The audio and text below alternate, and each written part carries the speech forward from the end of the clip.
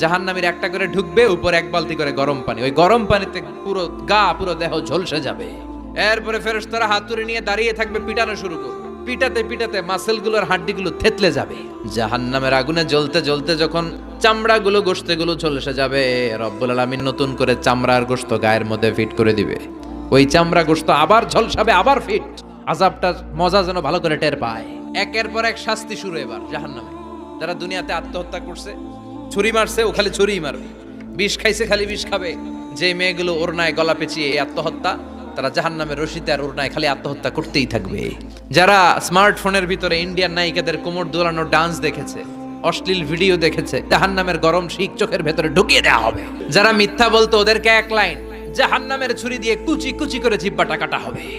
অন্যের জমি মেরে খেয়েছে এরকম ডাকাই তাছাড়া নাই, 7 জমিন ওর কাঁধে তুলে দেওয়া হবে। এবার ঘাড়ে কর। গিবত করে চগল খড়ি আছে না নাই, তাদেরকে আল্লাহ জাহান্নামের তামা দিয়ে নখ বানায় দিবে, আগুন ঝরবে ওটা থেকে। নিজেরা নিজের গালের গোশত আর বুকের গোশত টেনে কুড়ে কুড়ে খাবে। ওদের ব্যথার চিৎকারে পুরো জাহান্নামটা থারথার করে কাঁপে। যারা যাকাত দেয় নাই, জাহান্নামের টেকো সাপ, যেই সাপ কামড় দেওয়ার সাথে সাথে দেহটা নীলাভ 70 গজ জামিনে ঢুকে যাবে। আবার সাপ ওখান থেকে ছোবল দিয়ে বের করে পা থেকে পেঁচাতে পেঁচাতে কোমরে একটা টাইট। পারবেন সহ্য করতে? আল্লাহ জাহান্নাম থেকে তুমি আমাদের বাঁচাও।